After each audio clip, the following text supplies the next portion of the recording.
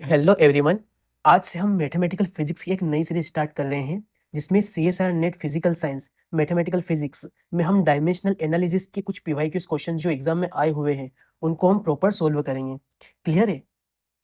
और इसके क्या क्या कंसेप्ट होने वाले हैं, क्या क्या शॉर्ट ट्रिक्स होने वाली है, ठीक है। और एग्जाम में हम इस जो डायमेंशनल एनालिसिस से क्वेश्चन आते हैं उनको कैसे हैंडल करेंगे उसके बारे में हम इस सीरीज में हम जानने वाले हैं, ठीक है। तो आज हम डायमेंशनल एनालिसिस के जो पीवाईक्यूज है उसको प्रॉपर सोल्व करेंगे, जिसमें एक क्वेश्चन आया है दिसंबर 2019 जो कि सेक्शन सी में 5 मार्क्स के क्वेश्चन में आया था। क्लियर है? और बहुत ही इजी क्वेश्चन था। ध्यान से देखेंगे क्वेश्चन क्या था। फॉलोइंग अ न्यूक्लियर एक्सप्लोजन, ठीक है, एक न्यूक्लियर एक्सप्लोजन हो रहा है। A shock wave propagates radially outwards. Let E be the energy released in the explosion and rho be the mass density of the ambient air. Ignoring the temperature of the ambient air using dimensional analysis, the functional dependency of the radius r of the shock from on E through and the time t is A, B, C, D। इन चारों option में से कौन सा option सही होगा? पहले question को ध्यान से समझते हैं, ठीक है। न्यूक्लियर एक्सप्लोजन हो रहा है, क्लियर है? न्यूक्लियर एक्सप्लोजन हो रहा है तो वेव्स जनरेट होगी बहुत सारी और यहाँ से क्या निकलेगी? एनर्जी निकलेगी। तो हमने ई को क्या मान लिया है? Energy released. Clear? E means क्या है यहाँ पे? एनर्जी रिलीज्ड, एनर्जी रिलीज्ड हुई, ठीक है। Next, and rho be the mass density of the ambient air, ठीक है। रो क्या है? मास डेंसिटी, मतलब जो इन्वायरमेंटल एयर है उसकी मास डेंसिटी गिवन है। क्लियर है? जो कि रो मान के चलेंगे हम, मास डेंसिटी। क्लियर है? Next, ignoring the temperature of the ambient air, temperature का कोई रोल नहीं है यहाँ पे। Using dimensional analysis, the functional dependency of the radius R of the shock from on E rho in the time T E, ठीक है। यहाँ पे आपको डिपेंडेंसी देखना है। क्लियर है? ये रेडियस आर, ये रेडियस आर किसकी रेडियस होगी? सीधी सी बात, यहाँ पे यहाँ से वेव्स निकलेगी तो हर एक वेव की क्या होगी? रेडियस होगी उसके सेंटर के साथ, तो उसको हम आर मान के चलेंगे। क्लियर है? तो आर क्या हो गया? Radius of wave, radius of wave. इतनी सारी टर्म्स, इतना हमने समझ लिया इसको। और साथ में यहाँ पे टाइम गिवन है टी, जो कि क्या हो जाएगा? यहाँ पे टाइम है। क्लियर है? अब यहाँ पे हम क्या करेंगे? डायमेंशनल एनालिसिस का यूज करेंगे। किस प्रकार से करना है ध्यान से देखना, ठीक है। स्टेप फर्स्ट हमारी यही है। क्या करना है आपको? By dimensional analysis, by dimensional analysis, ठीक है। एज्यूम करना है रिलेशन, ठीक है। क्या रिलेशन? आर जो है रेडियस किसके डायरेक्टली प्रोपोर्शनल है, ठीक है। आप मान लो यहाँ से एक तो ई मान लिया, एनर्जी है, ठीक है। अब इसकी कुछ ना कुछ तो पावर होगी, उसको हमने ए मान लिया। नेक्स्ट साथ में डेंसिटी, मास डेंसिटी रो मान लिया, इसकी पावर को हमने बी मान लिया। साथ में क्या है? टाइम है, जिसकी पावर को हम सी मान लिया। क्लियर है? अब यहाँ पे ए बी सी की वैल्यू अपने को कैलकुलेट करना है। कैलकुलेट करने के बाद जो एनर्जी का पर्टिकुलर जो डायमेंशन है, जो रो का डायमेंशन है, टी का डायमेंशन है, प्रॉपर अप्लाई करना है। थोड़ा सा हेरफेर करना है, वेरिएशन करना है, और आपको क्या करना है?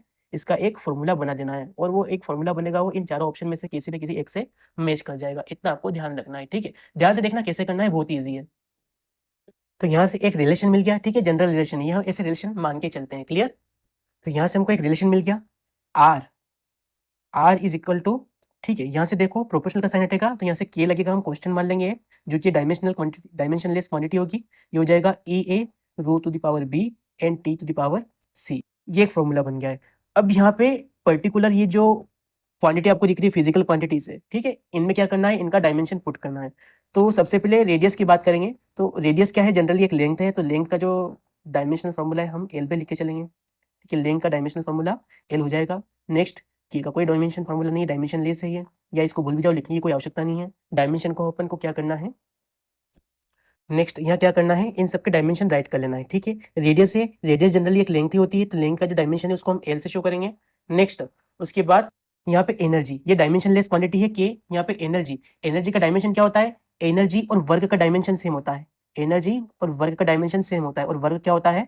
फोर्स इंटू डिस्प्लेसमेंट, ठीक है। जिसमें जो फोर्स है उसका डायमेंशन फॉर्मूला क्या होता है? फोर्स क्या होता है? Mass into acceleration. क्लियर है?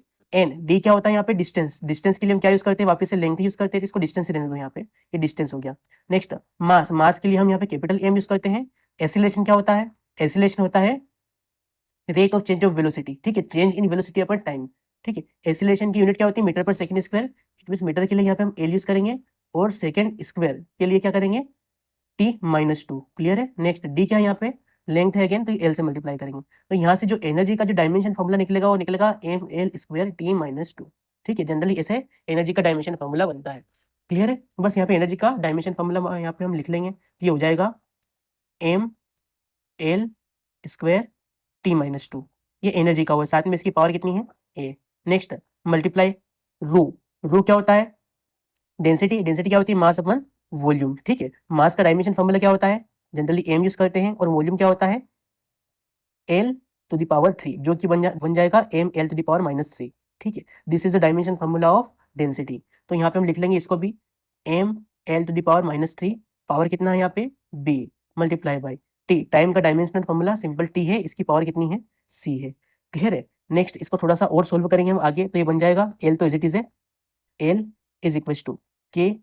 नेक्स्ट अब m वाले टर्म को एक साथ लिख लेंगे, l वाले टर्म को एक साथ लिख लेंगे, और t वाले टर्म को एक साथ लिख लेंगे, ठीक है। उससे पहले इसको हम इक्वेशन नंबर फर्स्ट लिख देते हैं। क्लियर? नेक्स्ट अब यहाँ पे m to the power a, ठीक है, m to the power a multiply by m to the power b, ये हो रहा है, ये मल्टीप्लाई में दोनों, तो हम सिर्फ m को लिख रहे हैं, m to the power a multiply by m to the power b, तो क्या बन जाएगा ma प्लस b, ये बन जाएगा। नेक्स्ट अब l की बारी, l क्या हो जाएगा, l टू द पावर 2, साथ में a, तो 2a माइनस 3b हो जाएगा, ठीक है, ये हो जाएगा 2a माइनस 3b, इसकी पावर हो जाएगी। नेक्स्ट c, सॉरी t क्या है यहाँ पे, टाइम कितना है -2a, ठीक है, ये अलग टर्म हो गई यहाँ पे, इसको मैं अलग बना रहा हूँ, -2a, साथ में क्या है मल्टीप्लाई में c, तो मल्टीप्लाई में t है, तो t to the power c है, तो यहाँ पे -2a प्लस c हो जाएगा, ठीक है, ये क्लोज किया। नेक्स्ट अब यहाँ पे क्या करना है आपको, अब यहाँ पे आपको सभी की पावर को कंपेयर करना है, ठीक है, पावर कंपेयरिंग, सिंपल हम पावर को कंपेयर कर देंगे, ठीक है। तो कंपेयर करने पर क्या मिलेगा, देखो इस साइड m नहीं है, तो m टू द पावर 0 है, ठीक है, तो यहाँ से हम m टू द पावर 0 लिखेंगे, तो m टू द पावर कितना हो जाएगा 0 is equal to m to the power a plus b, a की इक्वेशन बनेगी। नेक्स्ट अब नेक्स्ट टर्म यहाँ पे l है, l to the power 1 is equal to, इधर l कितना है 2a minus 3b। Next t यहाँ पे नहीं है, it means t to the power 0 is equal to t to the power minus 2a plus c। Next इसको हम compare कर लेंगे अब, ठीक है, पावर को कंपेयर कर लेंगे, तो a प्लस बी कितना हो जाएगा, a प्लस बी 0 हो जाएगा। नेक्स्ट यहाँ से 2a minus 3b is equal to 1 हो जाएगा। नेक्स्ट अब यहाँ पे है t to the power 0, it means -2a plus c is equal to 0। यहाँ से हम a की वैल्यू निकाल लेंगे, a हो जाएगा -b, ठीक है, यहाँ पे ये वैल्यू यहाँ पे पुट कर देंगे, ठीक है, ये वाली वैल्यू हम यहाँ पे पुट कर देंगे, तो ये बन जाएगा -2b, a की वैल्यू -b है, तो क्या हो जाएगा -2b, तो -2b माइनस 3b, तो -5b इज इक्वल टू 1, तो यहाँ से b की वैल्यू कितनी हो जाएगी -1/5, ये b की वैल्यू -1/5। अगर b की वैल्यू -1/5 है, तो वापस से a की वैल्यू कितनी हो जाएगी, a इज इक्वल टू यहाँ पे वैल्यू पुट कर देंगे, ठीक है, तो देखो ये माइनस ऑलरेडी था, एक माइनस यहाँ से आ जाएगा, इट मीन्स 1/5, ये a की वैल्यू हो जाएगी। क्लियर है? यहाँ पे हमने a की वैल्यू फाइंड आउट कर ली है, b की वैल्यू भी फाइंड आउट कर ली है, इन दोनों की वैल्यू यहाँ पे पुट करना है, ठीक है, इस वाली इक्वेशन में।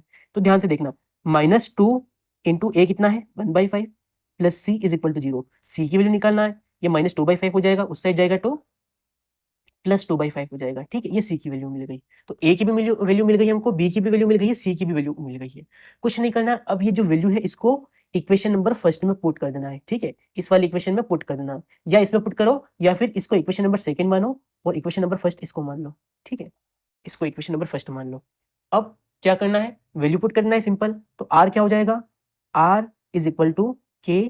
नेक्स्ट e, ये लिख दिया है, कहाँ से लिख रहे हैं हम, from equation first, from first से लिख रहे हैं, तो k e to the power, e कितना है, देखो e to the power a है, a की वैल्यू कितनी है 1/5, ये हो जाएगा 1/5, साथ में multiply rho to the power कितना है b है, b की वैल्यू कितना है -1/5 मल्टीप्लाई बाय t की वैल्यू कितनी है, t to the power c है, c की वैल्यू 2/5, इसको रीअरेंज कर देना है, तो r, ठीक है, इसको प्रोपोर्शनल का साइन लगाना है, k को हटा देना है वापस से। क्लियर है? नेक्स्ट अब क्या करना है आपको, इनको एक साथ में लिखना है, ध्यान से देखो, इसको मैं लिख सकता हूँ e डिवाइड बाय रो, ठीक है, टू द पावर -1/5, साथ में t टू द पावर 1/5 है, 2/5 है, ठीक है, तो इट मींस t का स्क्वायर हो जाएगा, तो यहाँ पे मैंने t स्क्वायर लिख दिया है। अब देखो e की पावर भी 1/5 है, रो की पावर भी क्या है, डिवाइड में 1/5 हो जाएगी, और t की पावर t स्क्वायर हो गया, ठीक है, तो t स्क्वायर की पावर भी क्या हो जाएगी 1/5, मतलब इन तीनों की जो पावर है वो क्या हो जाएगी 1/5। क्लियर है? ये हो जाएगी। अब ऑप्शन में आ जाना है और ऑप्शन में चेक करना है कौन सा ऑप्शन मैच कर रहा है। ध्यान से देखो, तो जो आर है वो किस प्रकार से रिलेट कर रहा है, एनर्जी, टाइम और डेंसिटी के साथ, तो ये वाला ऑप्शन ए इज करेक्ट है, ठीक है, ये वाला नहीं है, ये वाला नहीं है, ये वाला भी नहीं है, तो ऑप्शन ए इज करेक्ट है। तो यहाँ से हमको आंसर मिल गया। Therefore option A is correct. Clear है? इस टाइप के क्वेश्चन आपको देखने को मिलते हैं और ये क्वेश्चन 2019 में आया था सेक्शन सी में, दिसंबर। क्लियर है? बहुत इजी क्वेश्चन आया था और 5 मार्क्स में था ये। ओके।